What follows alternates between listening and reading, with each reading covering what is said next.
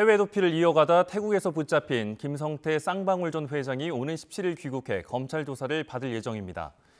김 전 회장은 민주당 이재명 대표의 변호사비 대납 의혹과 관련해서 중요한 인물이라 앞으로 어떤 발언을 할지가 관심입니다. 정작 김 전 회장은 관련 의혹을 전혀 모른다는 식으로 부인하고 있는 것으로 전해졌습니다. 태국 현지 취재 기자 나가 있습니다. 김철희 기자. 네, 태국 바툼타니입니다. 네, 지금 김 기자가 나가 있는 곳 어디입니까? 네, 제가 나와 있는 곳은 태국 바툼타니에 있는 한 골프장입니다. 이곳은 김성태 전 쌍방울 회장이 반년 넘는 도피 생활 끝에 검거된 곳이기도 한데요.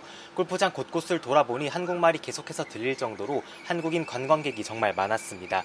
김 전 회장 역시 수많은 관광객 중 하나인 척하며 도피 생활을 즐겼던 것으로 보입니다.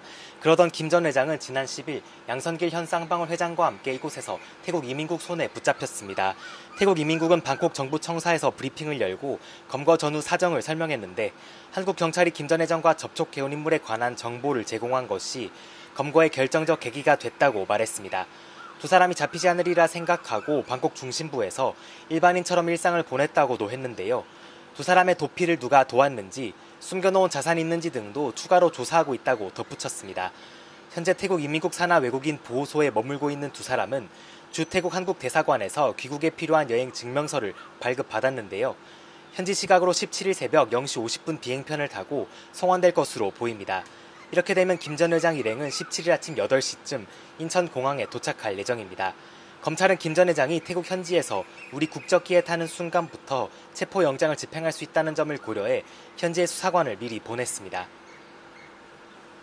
김성태 전 회장 검거로 온 나라가 떠들썩합니다. 왜 이렇게 주목을 많이 받는 겁니까? 네, 그만큼 김 전 회장이 중요한 사건들과 얽혀있기 때문인데요. 여러 의혹의 중심에 서 있는 김 전 회장이 귀국해서 어떤 발언을 하느냐가 검찰 수사에 중요한 향방을 주고 있다는 분석입니다. 대표적인 것이 민주당 이재명 대표의 변호사비 대납 의혹인데요. 이 대표가 경기지사로 있던 지난 2018년 공직선거법 위반 사건으로 재판을 받을 때 변호사 비용 20억 원을 쌍방울이 대신 내줬다는 게 의혹의 핵심입니다. 이 대표는 수임료가 3억 원이라고 했지만 더 많은 액수가 쌍방울 계열사 등을 통해 지급됐을 거로 검찰은 보고 있습니다.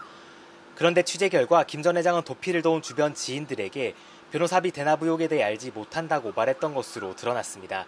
현지 사정을 잘 아는 관계자가 YTN과의 통화에서 김 전 회장에게 변호사비 대납 의혹을 물어보니 전혀 알지 못하고 이재명 대표를 만난 적도 없다는 말을 했다는 건데요.